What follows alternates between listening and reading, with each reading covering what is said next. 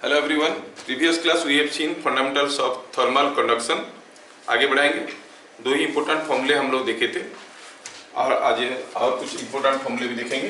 क्या देखे थे? Thermal current is KA/L into delta theta. You know the meanings of terms KA and L, and the thermal resistance was L/AK. K was the thermal conductivity which depends upon the nature of the material, है ना। ये सब चीजें हम लोग देख चुके हैं। कुछ और क्वेश्चंस आज करेंगे हम लोग एक एक करके। Let us start. A metal bar of thermal resistance R was cut into n equal parts and the parts were bundled together. Find the thermal resistance across the bundle. कोई एक मेटल बार था, उसको काट के टुकड़े टुकड़े कर दिया गया। सपोज ये एक बार था, इस बार को आपने n इक्वल पार्ट्स में कट कर दिया। कट करने के बाद सारे जो छोटे छोटे टुकड़े निकले, वो छोटा छोटा टुकड़े को आप क्या किए, जोड़ के एक बंडल बना दिए। ठीक है। अब ऐसा कुछ हम लोग एक टुक किए थे, 3 टुकड़ा करके लगाए थे। हाँ, ऐसे करके लगा दिए। तो जब ऐसे कन्वर्ट कर दिए, इसका रेजिस्टेंस R था, तो इसका रेजिस्टेंस कितना होगा ये पूछ रहा है। ठीक है। तो कैसे करेंगे हम? थर्मल रेजिस्टेंस का फॉर्मूला अभी तो हम लोग देखें। The resistance offered to flow of heat through a material is given by L/AK. Previous class देखें। Keeping that into mind, चलिए देखते हैं हम लोग कैसे करेंगे इस क्वेश्चन में। सपोज हमारा जो गिवन केस है उसमें लेंथ है L, एरिया है A, तो R क्या हो गया? L/AK। क्या कोई बताएगा? अगर इसको n टुकड़ा करेंगे और सारे टुकड़े को इसे जोड़ देंगे, ये लेंथ कितना हो जाएगा? L/N। और ये एरिया कितना हो जाएगा सारा टुकड़े को जोड़ने से? हर टुकड़ा का एरिया A, n तो सेगमेंट है यहाँ पे, कितना हो जाएगा? n into A। तो R डैश कितना हो जाएगा? R dash is equal to L/N/NA into K। थोड़ा अगर इसको सिंप्लीफाई करते हैं, करेंगे तो क्या मिलेगा? देखो तो n नीचे आ जाएगा, it will B 1/n² times L/AK। But L/AK क्या था? R। So the new resistance will be R/n²। समझ में आया? Resistance will be R/n²। Simple तो है। चलिए अगला क्वेश्चन देखते हैं। और आप लिखते रहो, करते रहो।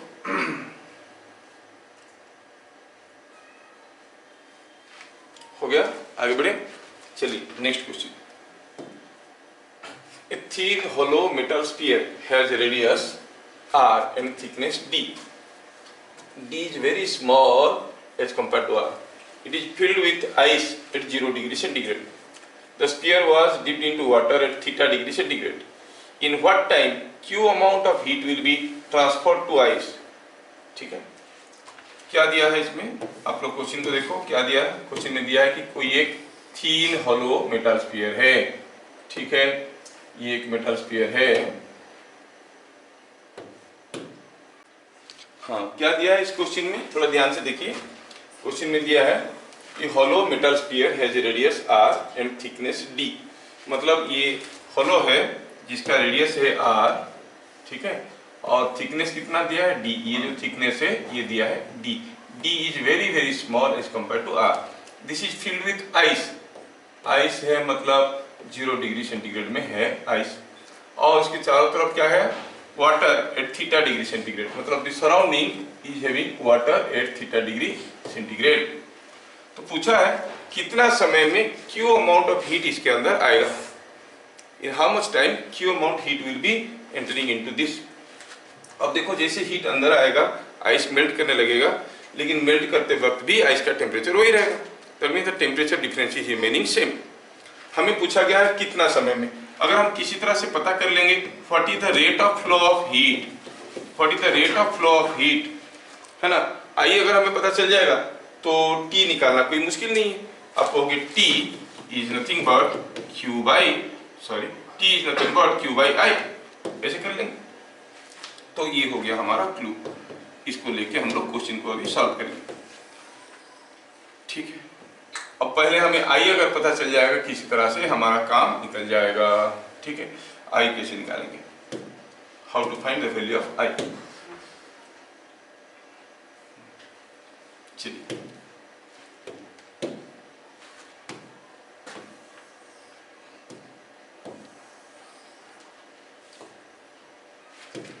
Rate of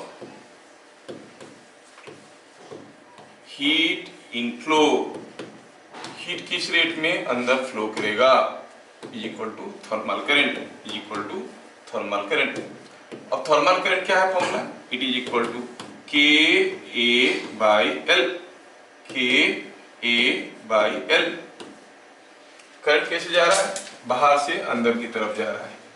what is the length to be moved, यहाँ पर कितना लेंथ जाना पड़ेगा, कितना लेंथ जाना पड़ेगा थर्मल करंट को, D distance, so L will be equal to D, है कि नहीं। ए क्या है, what is the area, area through which the current is passing, thermal current is passing, the entire surface area.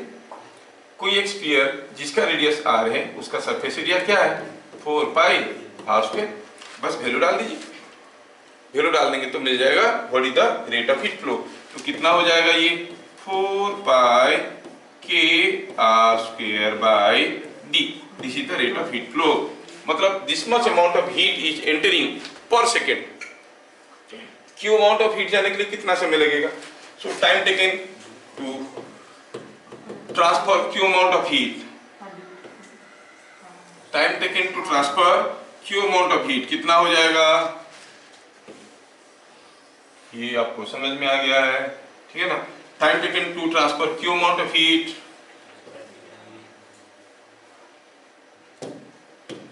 Time taken to transfer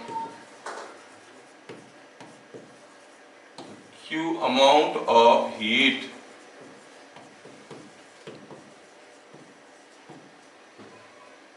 is equal to Q by I, क्योंकि I amount of heat is passing, this much heat is passing in per unit time।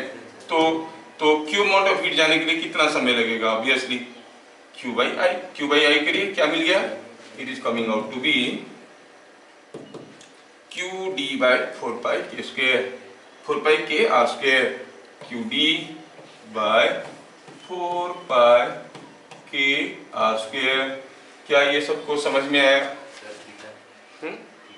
Theta, अरे हाँ यहाँ पर theta में छोड़ते हैं, temperature difference क्या है, theta minus 0, sorry sorry sorry sorry, you are very good.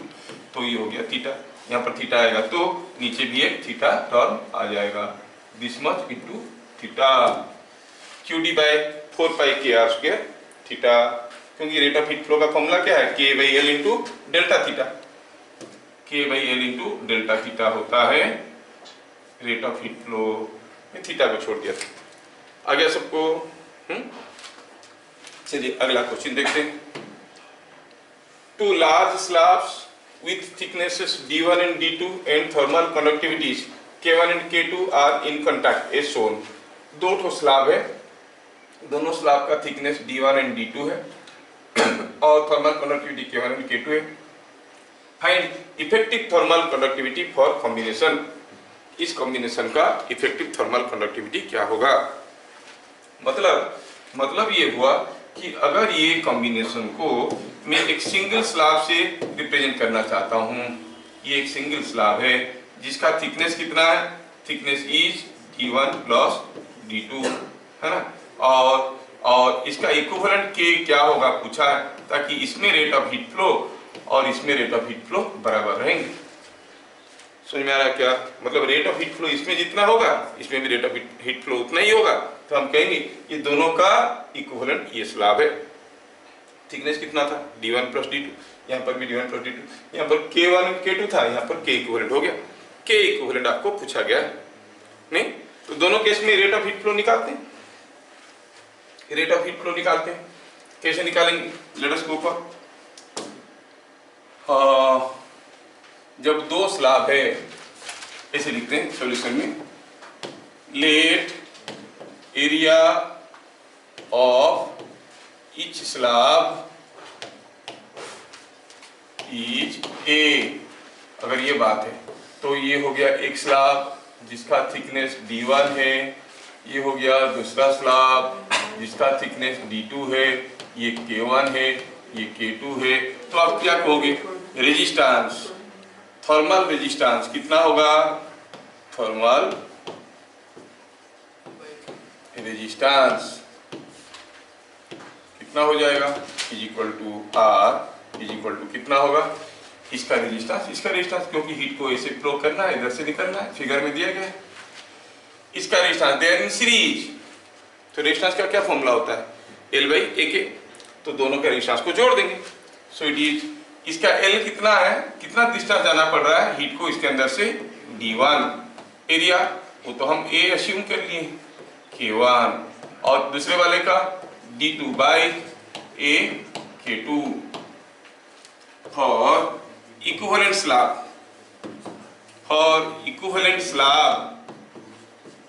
Equivalent slab के लिए क्या होने वाला है? चलो देखते हैं।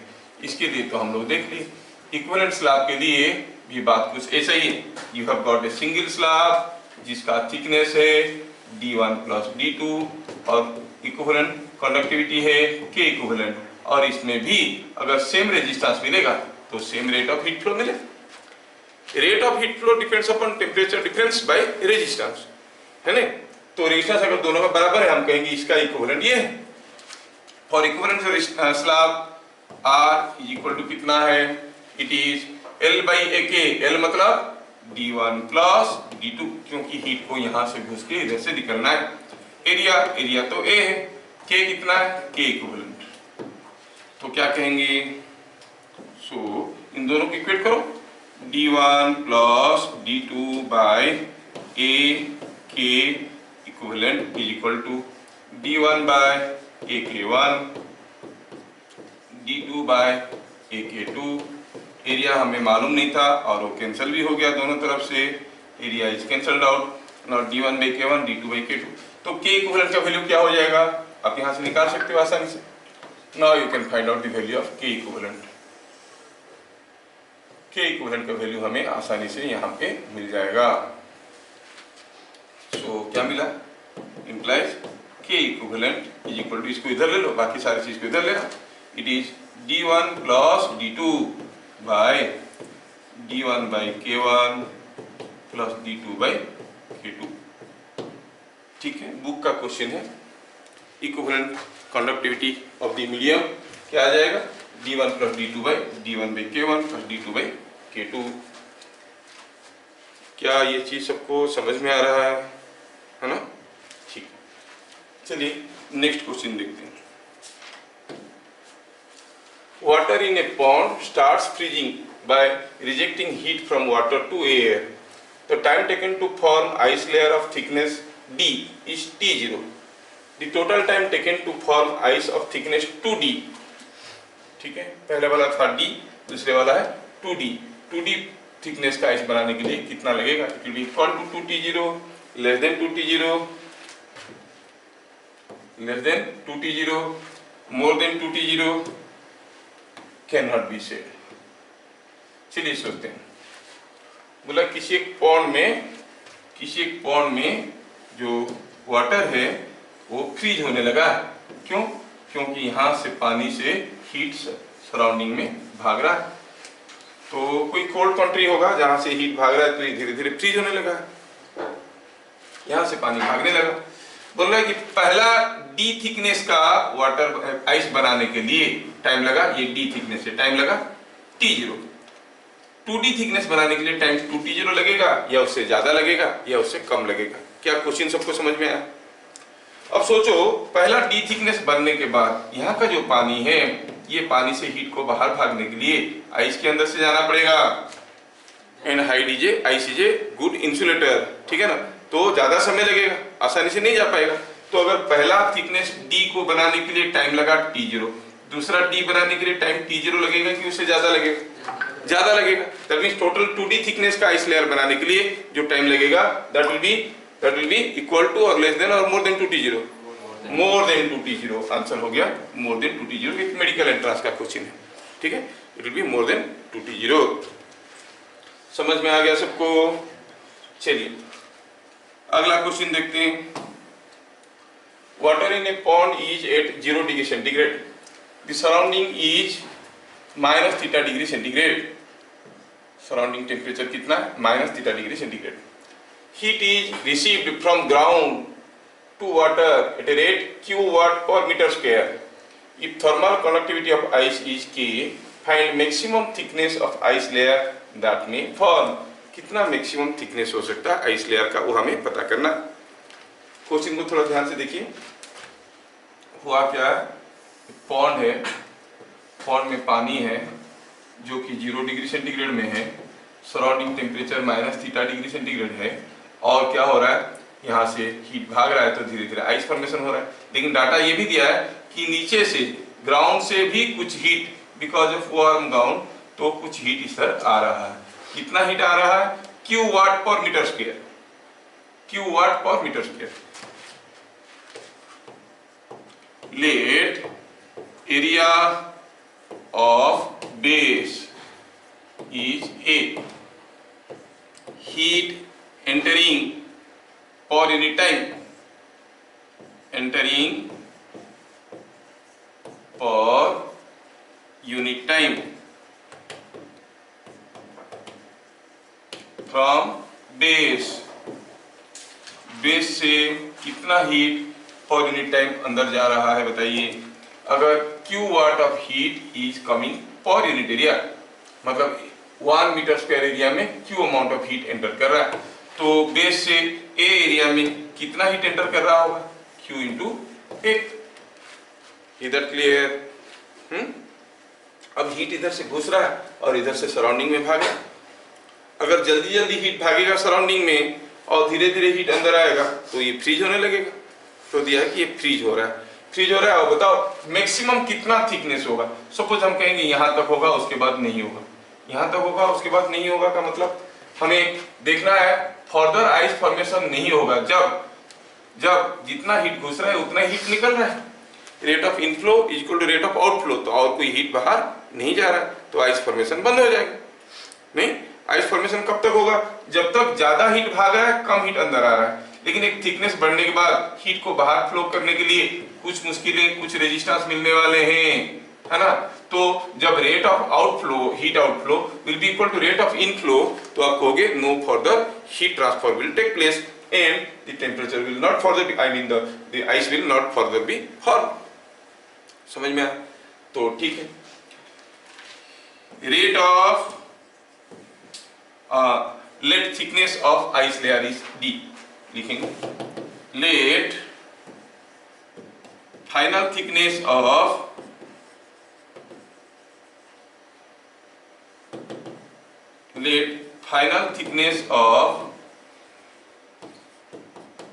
ice is D। आप क्या कहोगे? at steady state, it steady state means finally आपको क्या मिल रहा है? Rate of heat inflow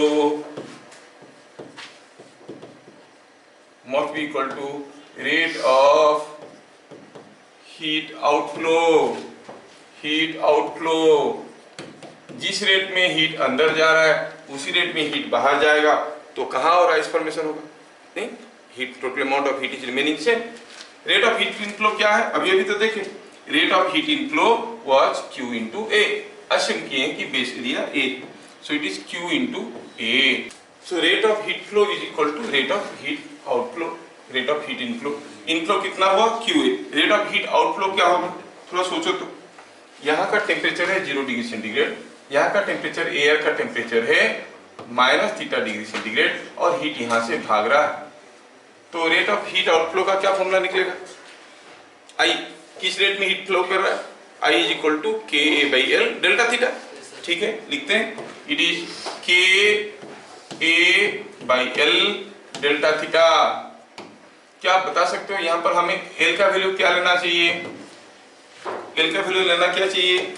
heat को इसके अंदर से घुसते हुए जाएगा, ये डिस्टेंस को डी लिया गया है, तो कितना दूर जा रहा है हीट? डी डिस्टेंस जा रहा है, तो हमें एल का वैल्यू डी लेना है। और डेल्टा थीटा का वैल्यू क्या लेना है? टेम्परेचर डिफरेंस, अंदर का टेम्परेचर है 0, बाहर का टेम्परेचर है माइनस थीटा, तो डेल्टा थीटा हो गया थीटा। चलिए हम देखेंगे यहाँ पर ए तो दोनों तरफ से कैंसिल हो गया, Q इज इक्वल टू के डेल्टा थीटा बाय डी। ठीक है, तो डी का वैल्यू क्या आया, what is the final thickness of ice layer, के डेल्टा थीटा बाय क्यू, के delta theta by Q. So the final thickness of ice layer will be K delta theta by Q. फिर K is the thermal conductivity of ice, already given in the question. आया समझ में? चलिए अब कुछ नया term देखते हैं, लाइक टेम्परेचर ग्रेडियंट। क्या है ये टेम्परेचर ग्रेडियंट? पहले स्टेटमेंट लिखते हैं, it is defined as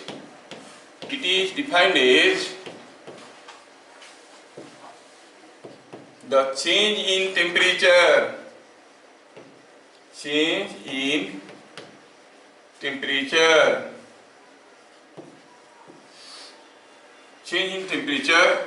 per unit length of the medium along the direction of heat flow. जिस डायरेक्शन में हीट फ्लो हो रहा है उसी डायरेक्शन में change in temperature per unit length. जैसे सपोज यहाँ पर कोई एक हॉट बॉडी है, यहाँ पर कोई एक कोल्ड बॉडी है, और यहाँ से यहाँ पर हीट फ्लो हो रहा है बाय कंडक्शन। कैसे हो रहा है? थ्रू ए बार। तो यहाँ पे हीट फ्लो हो रहा है इस डायरेक्शन में। तो सपोज यहाँ पर कुछ टेम्परेचर है, यहाँ पर कुछ टेम्परेचर है, कितने दूर पे? Suppose at a distance dx, at a distance dx you find there is a temperature difference. कितना है? d theta.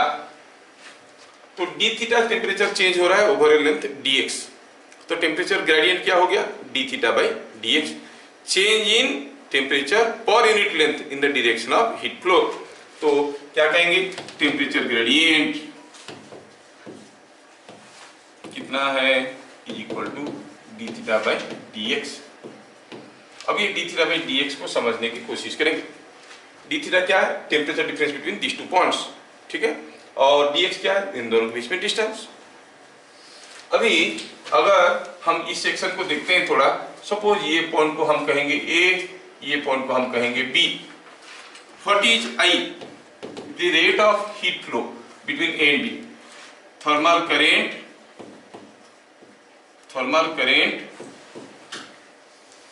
between A and B,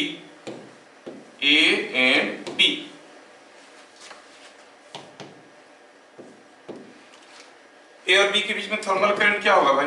के A by L into delta theta. नहीं, K A by L. K area कितना है? जो भी होगा, area है ए बाई एल। एल मतलब यहां से यहां तक का डिस्टेंस कितना लेंगे? dx इंटू टेम्परेचर डिफरेंस कितना है? डेल्टा थीटा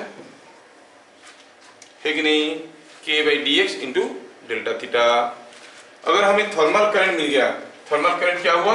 यहाँ से यहाँ पर जो करंट जा रहा है, थर्मल करंट जा रहा है, किस रेट में हीट फ्लो हो रहा है, कैसे निकालेंगे? के ए बाई एल। करंट यहाँ से घुस रहा है, यहाँ से निकल रहा है, कितना दूर जा रहा है? D x. तो हम एल की जगह ले लिए डी एक्स। एरिया तो एरिया है, के थर्मल कंडक्टिविटी है, टेम्परेचर डिफरेंस क्या है? That is delta theta. ठीक है, अच्छा, तो ये चीज को अगर हम फिर से देखेंगे तो इसे क्या पता चल रहा है? देखो तो D theta by D X कितना आया? D theta by D X it is equal to I by A K. मतलब temperature gradient can be found in two different methods, either by knowing the difference in temperature over unit length और I by A के। समझ में आया क्या? तो जो conclusion आया उसको थोड़ा लिखेंगे। इसे हम लोग लिखेंगे temperature gradient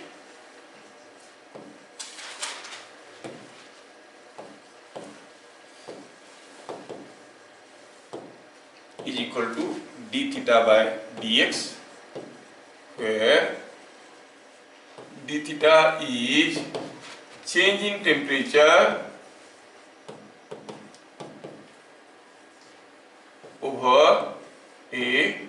length dx over a small length, rather let it be small length over a small length over a small length dx। Small length dx में कितना टेम्परेचर ग्रेडियंट है। In fact temperature gradient is A vector quantity, उसका vector property को अभी हम लोग नहीं देख रहे हैं, ठीक है। दूसरा हुआ कि टेम्परेचर ग्रेडियंट जो है इट्स ए पॉइंट फंक्शन। कोई पूछेगा इस बार में हीट फ्लो कर रहा है, यहाँ पे टेम्परेचर ग्रेडियंट कितना है, तो आप क्या करोगे, यहाँ पर एक छोटा सा लेंथ लोगे dx और देखोगे ये छोटा सा लेंथ में कितना चेंज इन टेम्परेचर आ रहा है। d theta by dx is the temperature gradient here. जैसे आप इंस्टेंटेनियस वेलोसिटी निकालते हो, किसी पॉइंट में वेलोसिटी कितना है, छोटा सा टाइम में कितना डिस्प्लेसमेंट हुआ, ds by dt is the velocity there, है कि नहीं। Exactly that way temperature gradient is a point function, it is defined at different points. अच्छा, दूसरा फॉर्मूला हम लोग क्या देखे, दूसरा फॉर्मूला देखे, it is equal to I by AK,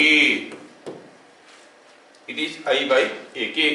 I by AK का मतलब हुआ I is thermal current at the section, जहां पर पूछा गया है टेम्परेचर ग्रेडियंट, वहां पे थर्मल करंट कितना है, एरिया कितना है, थर्मल कंडक्टिविटी कितना है, that gives you the temperature gradient I by AK। अगर कोई बार यूनिफॉर्म क्रॉस सेक्शनल एरिया का होगा, अगर ये यूनिफॉर्म क्रॉस सेक्शनल एरिया का होगा, हर जगह एरिया बराबर है, आप जानते हो यहाँ पर अगर थर्मल करंट I होगा तो यहाँ पे भी तो I होगा, यहाँ पे भी तो I होगा, that means temperature gradient will be same at every point. For a homogeneous bar of uniform cross section temperature gradient is same at every point. समझ में? अगर ये नॉन यूनिफॉर्म क्रॉस सेक्शन है, ऐसा कोई बार है तो things will be different because area at different sections are different, है कि नहीं। तो लिखेंगे for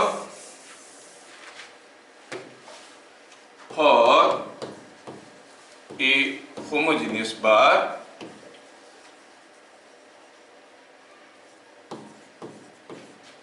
of uniform cross section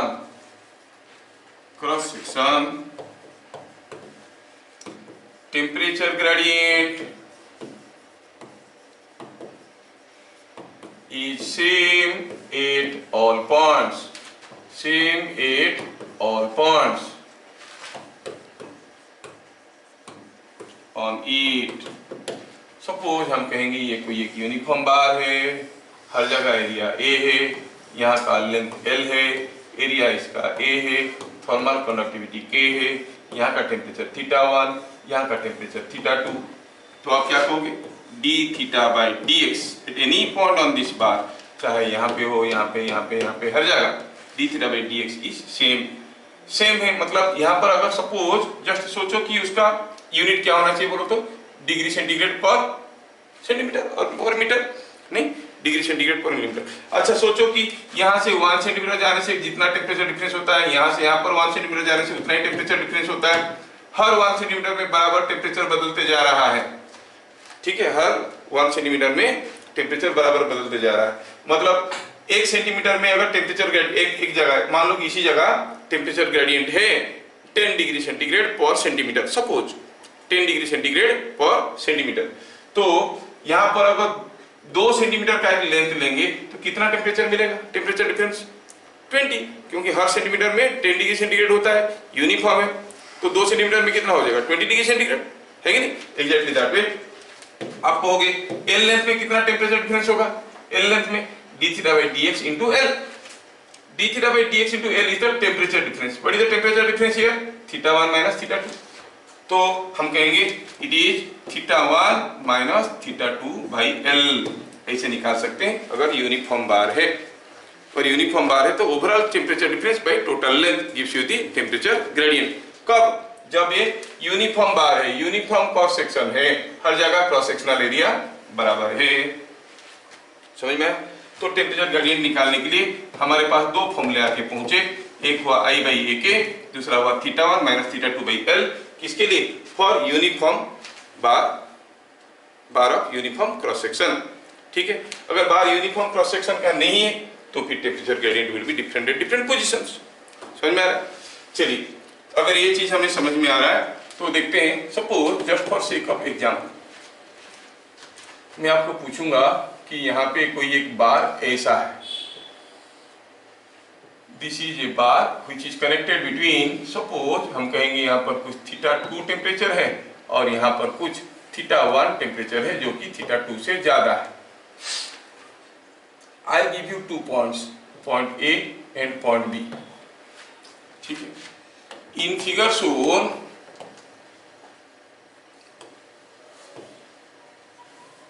out of the two sections at A and B, A में एक सेक्शन है, we consider a section like this is a section at A, this is a section at B। कौन सा section? out of the two sections at A and B where bit number 1 temperature is more, bit number 2 thermal current is more, ठीक है। bit number 3 temperature gradient is more, ऐसा करके पूछा गया। You clearly see this is a non uniform bar, cross sectional area बदल रहा है। अगर ये हॉट बॉडी है, ये कोल्ड बॉडी है, तो आप क्या कहोगे? कौन सा सेक्शन पे टेम्परेचर ज्यादा होगा, एट ए और at B? Obviously A is close to the hot body, B is close to the cold body. तो पहला वाले का आंसर क्या हुआ? बीट नंबर का आंसर हुआ temperature at A is more than temperature at B. Clearly समझ में आ रहा है। बीट नंबर 2 थर्मल करंट कहां पे ज्यादा है? यहां से ज्यादा हीट पास कर रहा है पर यूनिट टाइम कि यहां से ज्यादा हीट पास कर रहा है per unit time? No no no no no no. सोचो, हम बताए थे हीट फ्लो को आप वाटर फ्लो के साथ कंपेयर कर सकते हो। एक बड़ा सा टैंक है, ठीक है, और ये दूसरा टैंक है जिसमें मान लो कि थोड़ा कम पानी रखा हुआ है, ठीक है। और सपोज हम कहेंगे यहाँ पे कोई एक पाइप ऐसा सेट का लगा है। पाइप का कौन सा हिस्सा में पाइप का पानी फ्लो कर रहा है? कौन से हिस्से में rate of flow of water is more? यहां से अगर 5 kg पानी जा रहा है पर मिनट में, यहां पर कितना जा रहा हो? सेम है कि नहीं? दैट मींस यहां से जितना हीट निकल रहा है पर सेकंड, यहां से उतना ही हीट जा रहा है पर सेकंड, यहां से उतना ही हीट जा रहा है पर सेकंड, यहां पर उतना ही हीट पहुंच रहा है पर सेकंड। मतलब thermal current is same at both A and B, दोनों में थर्मल करंट बराबर होगा। Rate of heat flow has to be same at every section A and B. अच्छा, तो क्या समझ में आया? इसमें समझ में आया I at A is equal to I at B। अब पूछा टेम्परेचर ग्रेडियंट। टेम्परेचर ग्रेडियंट का क्या फॉर्मूला था? I by A के। It is d theta by dx। d theta by dx at A और d theta by dx at B हम compare करना चाहते हैं। हम जानते हैं d theta by dx क्या होता है? I by A के। अभी थोड़ी देर पहले देखें, d theta by dx is I by A के। तो I तो दोनों जगह बराबर है, K is also same। जहां पे एरिया कम है वहां पे टेम्परेचर ग्रेडियंट ज्यादा है। एरिया कम हो जाएगा तो टेम्परेचर ग्रेडियंट ज्यादा हो जाएगा। क्यों? क्योंकि I by A के होता है टेम्परेचर ग्रेडियंट, ये आपको मालूम है। तो क्या कहोगे? This is more then this. यहाँ पर हर 1 सेंटीमीटर में जितना टेम्परेचर डिफरेंस मिलेगा, यहाँ पर हर 1 सेंटीमीटर में उससे कम टेम्परेचर डिफरेंस मिलेगा। समझ में आ रहा है क्या? तो so you must have the concept clear, that is what is temperature gradient। Uniform bar है तो temperature gradient is same at every point on it। You can find out that by the formula θ1 minus θ2 by L or I by AK। but non uniform बार है तो to find out the temperature gradient at any point you have to first find out what is the thermal current by A into K। corresponding section का area कितना है, thermal conductivity कितना है, that will all together give you the temperature gradient at that point। समझ में आया? चलिए थोड़ा देखते हैं दूसरा एक क्वेश्चन आप लोग कैसे करते हो। A यूनिफॉर्म मीटर स्टिक, ये uniform metre stick is a uniform metre stick is और has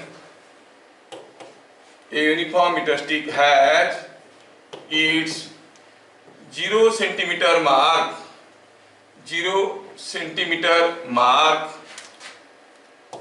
A uniform meter stick has its 0 centimeter mark, 0 centimeter mark at 20 degree centigrade and 100 centimeter mark at say something like 70 degree centigrade. ठीक है, find bit number 1 temperature gradient at 40 centimetre mark.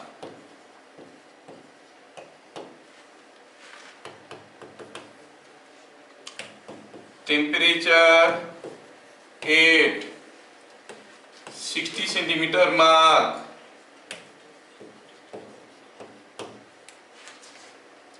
समझ में आ रहा है?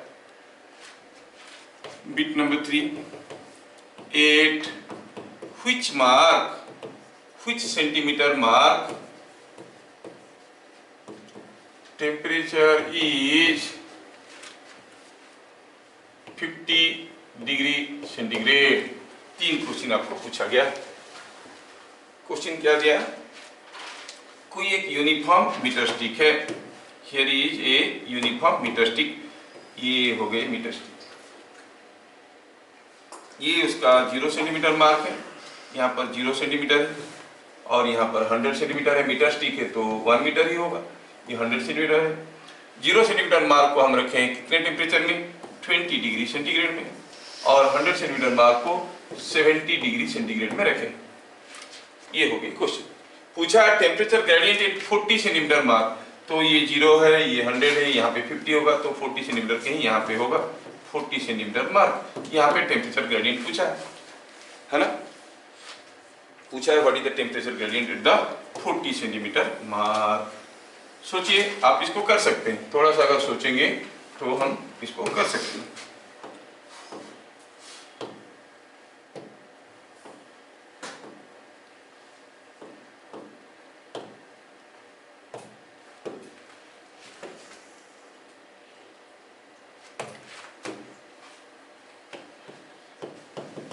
पूछा है temperature gradient. अच्छा बताओ, टेम्परेचर ग्रेडियंट कहाँ पर ज्यादा होगा? 40 सेंटीमीटर मार्क में कि 90 सेंटीमीटर मार्क में? सेम होगा, बिकॉज ये यूनिफॉर्म बार है ना. यूनिफॉर्म बार है तो टेम्परेचर ग्रेडियंट हर जगह बराबर होगा. As bit number 1 as it is a uniform bar. Temperature gradient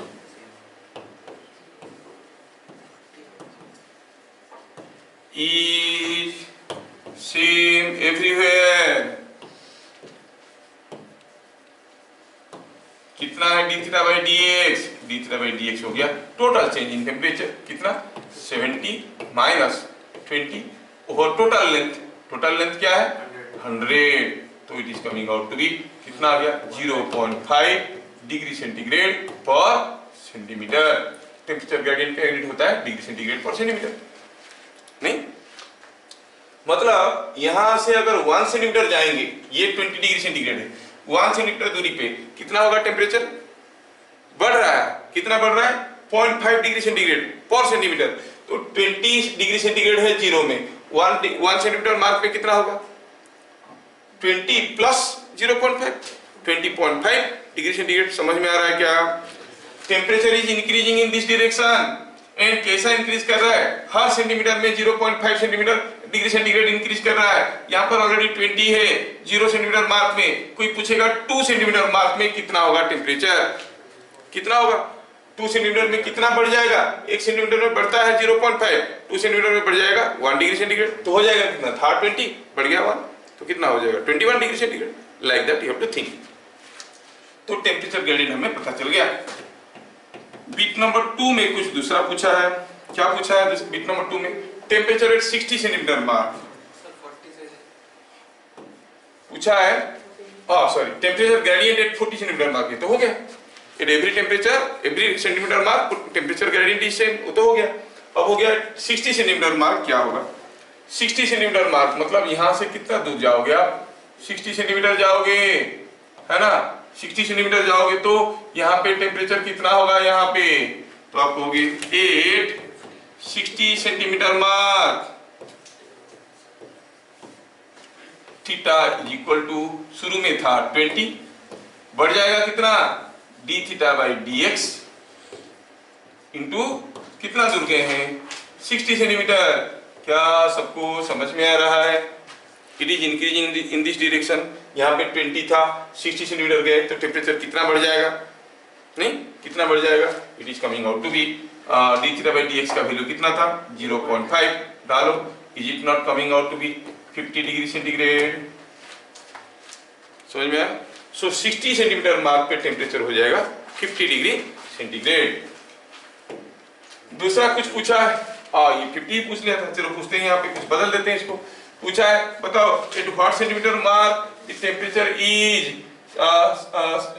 set 30 degree centigrade.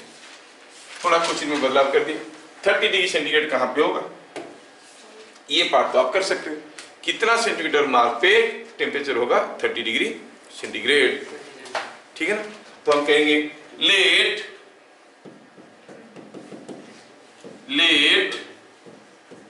Eight x centimetre mark,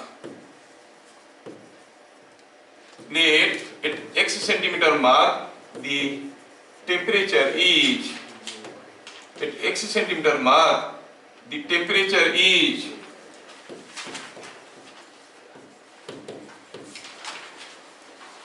30 degree centigrade. तो आप क्या कहोगे, यही फॉर्मूला लगाओ, यही फॉर्मूला लगाओ, क्या आ जाएगा 30 is equal to 20 plus d theta by D x into x. शुरू में 20 था, 1 सेंटीमीटर मार्क पे कितना होगा D theta by D x into x plus 20, क्योंकि शुरू में 20 था। समझ में आ रहा है? तो अभी क्या हो गया, x का value D theta by D x का वैल्यू 0.5 है, तो x का वैल्यू क्या आ गया देखिए, तो ये 0.5 x है, ये 20 हो गया 10, 0.5 डिवाइड कर दो हो गया 20 centimetre. So at 20 centimetre mark the temperature is from the knowledge of temperature gradient we could calculate. समझ में आया? हाँ ठीक है, आपको एक क्वेश्चन देता हूं करने के लिए, यू डू दिस।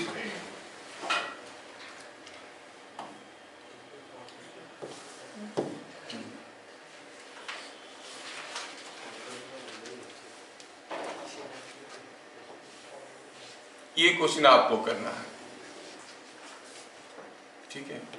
ये है 20 डिग्री सेंटीग्रेड और ये है समथिंग लाइक से इट इज 50 डिग्री सेंटीग्रेड और ये दिया है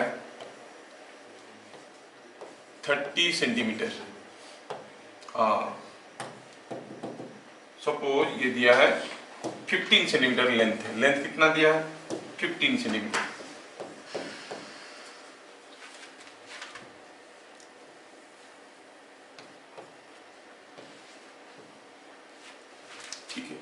Temperature of human body, temperature of human body, temperature of human body is 37.5 degree centigrade, ठीक है। ह्यूमन बॉडी का टेम्परेचर है 37.5 degree centigrade. When a person touches point A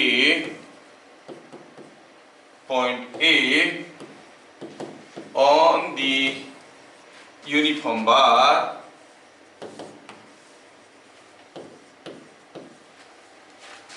he feels neither hot nor cold. Find x. तो point A में जब कोई छूता है उसको ना गर्म लगता है ना ठंडा लगता है। पूछा है एक्स का वैल्यू बताओ। Figure is clearly seen. A point में छूने से ना गर्म लगता है ना ठंडा लगता है। मतलब क्या है, पॉइंट ए का टेम्परेचर क्या है, व्हेन यू फील हॉट, जब कोई बॉडी जो जिसका टेम्परेचर आपकी बॉडी टेम्परेचर से ज्यादा है छूओगे तो गर्म लगेगा, बॉडी टेम्परेचर से कम है तो ठंडा लगेगा। मतलब ए का टेम्परेचर कितना है 37.5 है ना। तो पूछा है कि कितना डिस्टेंस पे टेम्परेचर होगा 37.5 degree centigrade. 8.7। let us find out solution कैसे करेंगे। here d theta by dx is nothing but 50 minus 20 by 15 50 minus 20 by 15 centimetre में कितना चेंज आया है 30। सो ये हो गया 2 डिग्री सेंटीग्रेड पर सेंटीमीटर। समझ में आया। अच्छा, हर सेंटीमीटर में 2 डिग्री सेंटीग्रेड बढ़ जाता है तो थीटा टेम्परेचर एट ए क्या होगा, शुरू का temperature 20 degree centigrade plus d theta by D x rising temperature per unit length into length, rising temperature per unit length into length. अब यहाँ पर तो सब कुछ दिया हुआ है। थीटा कितना है 37.5,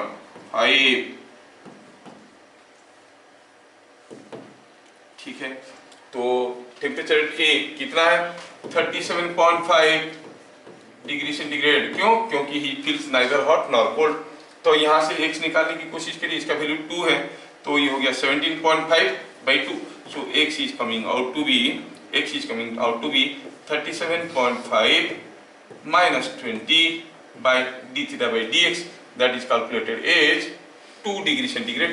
तो कितना हो गया, it is coming out to be 17.5 by 2 is 8.75 centimeter. So the distance 8.75 centimeter from this end, the temperature will be same as human temperature. समझ में आ रहा है। तो टेम्परेचर ग्रेडियंट की जो चीजें हैं हम जो दूसरे तरीके से कर रहे थे वो भी हो सकता है। जैसे हम अभी भी बताया कि आपको पूछा है, अभी क्वेश्चन हम लोग किए यहाँ पे what is the temperature at 60 centimetre mark, ये वाला क्वेश्चन में हम कह सकते हैं कि temperature 60 centimetre mark is theta. और सेम क्वेश्चन को अलग तरीके से करेंगे। ये क्वेश्चन को पूछा था what is the temperature at 60 centimetre mark. देख लो ये केस में अगर हम देखेंगे टेम्परेचर 60 सेंटीमीटर मार्क, तो सोचो कि 60 सेंटीमीटर मार्क में टेम्परेचर थीटा है, तो यहाँ का थर्मल करंट बराबर होना चाहिए theta 20 by k by l must be equal to 70 minus theta by k by l, है ना। तो accordingly l value is to be chosen, इसके लिए एल ले लेंगे हम लोग। 60 सेंटीमीटर मार्क है तो 60 सेंटीमीटर, इसके लिए 40 सेंटीमीटर, तो उससे भी निकल जाएगा। समझ में आ रहा है। अच्छा, तो आखिरी क्वेश्चन आपके लिए, ये कोई एक बाहर है,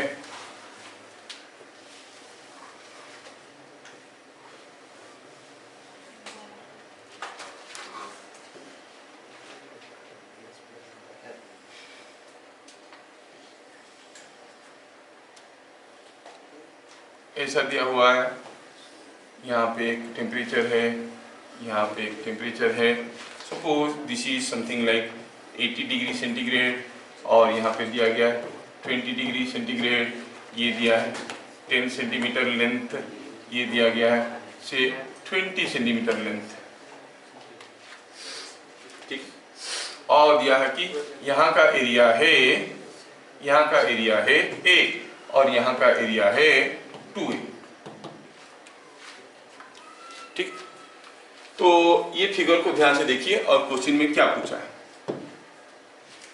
चलो इस पॉइंट को नाम देते हैं A, इस पॉइंट को नाम देते हैं B, ठीक। Find ratio of temperature gradients at sections A and B. Ratio पूछा है what is the ratio of temperature gradients at sections A and B. Section A में टेम्परेचर ग्रेडियंट, बी में टेम्परेचर ग्रेडियंट का value आपको पूछा गया है। ए में और बी में टेम्परेचर ग्रेडियंट आपको पूछा गया, सेक्शन ए में सेक्शन बी में। क्या दिया? ये 10 सेंटीमीटर लेंथ है, ये 20 सेंटीमीटर लेंथ है। बताओ तो कौन सा सेक्शन में, कौन सा थिन बार में कि थिक बार में, कौन सा बार में थर्मल करंट इज मोर? सोच के बताइए, कौन सा बार में थर्मल करंट ज्यादा होगा, मोटे वाले में कि पतले वाले में? सेम होगा, क्योंकि जितना हीट यहां से फ्लो कर रहा है वही तो जा रहा है। आई इज सेम, है ना? तो find ratio of temperature gradient. आप लोग सोचो, इसको बना सकते हो। दूसरा पार्ट है इसका, मैं दे रहा हूं आपको।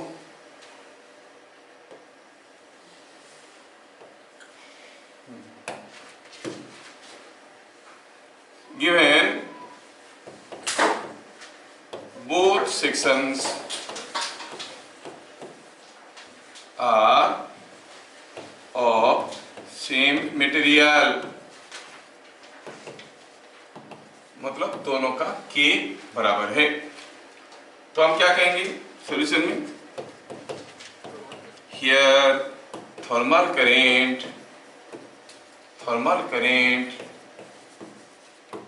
is same in both the bars, दोनों बार में थर्मल करंट बराबर है, दोनों बार में थर्मल करंट बराबर है ना? दोनों बार में बराबर है तो हम क्या कहेंगे? D theta by D x at A कितना हो जाएगा? I by A K. D theta by D x at B कितना हो जाएगा? आई बाई 2a इंटू के, क्योंकि दोनों में I बराबर है। इसमें जितना थर्मल करंट है इसमें उतने ही थर्मल करंट है। I is same in both of them, तो फिर दोनों का रेशियो क्या हो जाएगा? रेशियो हो जाएगा 2:1। तो टेम्परेचर ग्रेडियंट का रेशियो क्या हो जाएगा? 2:1, दिस बाई दिस। तो क्या कहेंगे इसमें? फाइंड थर्मल करंट का रेशियो दोनों में अगर हम निकालेंगे तो so ratio of thermal current कितना हो जाएगा? रेशियो ऑफ टेम्परेचर ग्रेडियंट कितना हो जाएगा? मिल जाएगा आपको d theta by D x at A divided by d theta by D x at B is equal to 2:1। कोई अगर आपको पूछेगा what is the temperature gradient, वो डबल है, ये डबल है, ये इसका आधा है, ये समझ में आ रहा है। लेकिन कितना है पता करना है, कितना है। मैं वो थोड़ा लेंदी हो जाएगा, मैं आपको बता देता हूँ। अच्छा बताओ, ए में टेम्परेचर ग्रेडियंट ज्यादा होगा कि यहाँ पर कोई एक पॉइंट लेंगे वहां पर टेम्परेचर ग्रेडियंट ज्यादा होगा? यहाँ पर तो हर जगह बराबर होगा, हर जगह यहाँ पे हर जगह टेम्परेचर ग्रेडियंट बराबर होगा, क्योंकि यहाँ से यहाँ तक एक यूनिफॉर्म बार है, यहाँ से यहाँ तक ये यूनिफॉर्म बार है। तो बी में जितना होगा सी में उतना होगा, डी में उतना होगा। यहाँ पर हर जगह टेम्परेचर ग्रेडियंट बराबर होगा, यहाँ पर हर जगह टेम्परेचर ग्रेडियंट बराबर होगा। हाँ, यहाँ का टेम्परेचर ग्रेडियंट इसके वाले से डबल होंगे, लेकिन है कितना अगर पूछेगा? हमें मालूम है, कैसे पता करते हैं? यहाँ का temperature in the first class we have done, junction temperature कैसे निकालते हैं? नहीं, एक बार आपका टेम्परेचर पता चल गया, ये टेम्परेचर ऑलरेडी मालूम है, temperature difference bye 10 will be the temperature gradient here. समझ में आ रहा है क्या? Theta minus 20 by 20 will give you the temperature gradient here. Are you getting? You can find out temperature gradient here as well as here. दोनों का individual भी निकाल सकते हैं, लेकिन पूछा नहीं है। पूछा क्या है? What is the ratio of temperature gradient at the two sections? अगर यहाँ का टेम्परेचर ग्रेडियंट पूछा होता तो हम पहले थीटा निकाल लेते। थीटा निकालने का फॉर्मूला क्या है? Thermal current here is equal to thermal current here 80 minus theta by thermal resistance is equal to theta minus 20 by thermal resistance of this one. दोनों का थर्मल करंट को इक्वेट कर देंगे, थीटा मिल जाएगा। थीटा मिल जाएगा तो टेम्परेचर ग्रेडियंट क्या हो जाएगा? 80 माइनस थीटा बाई। अगर इसी से हम सोचेंगे कि बिना थर्मल करंट को इक्वेट किए थीटा पूछा जाएगा, suppose in the previous question you find out the temperature at the junction, ऐसे पूछा है। सपोज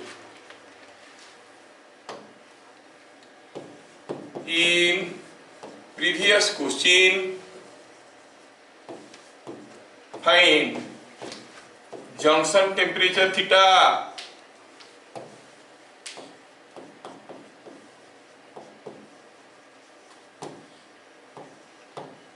तो थीटा निकालने का तरीका हमारे पास पहले था, क्या करते थे, दोनों का थर्मल करंट को इक्वेट करके करते थे। नहीं, फर्स्ट मेथड में क्या देखते थे, फर्स्ट मेथड में हम लोग देख चुके हैं कि कैसे निकालते थे। हम कहते थे यहाँ का टेम्परेचर डिफरेंस कितना है 80, ये थीटा, तो हम कहेंगे 80 minus theta by K A by L, sorry resistance, thermal resistance, formula क्या है 80 minus theta by L by A K, thermal current है ना, that is equal to theta minus 20 by thermal current 2a into K. Simplify करके हम theta निकाल सकते हैं। अगर आप निकालना चाहोगे भी तो निकाल लेते हैं। क्या आएगा देखो, तो ये कैंसिल हो गया, 2 गया ऊपर, तो मिलेगा आपको 80 minus theta is equal to 2 theta minus 40, बाकी एल बाई ए के कैंसिल हो गया, तो ये हो गया 3 थीटा इज इक्वल टू 120 और थीटा इज 40 डिग्री सेंटीग्रेड।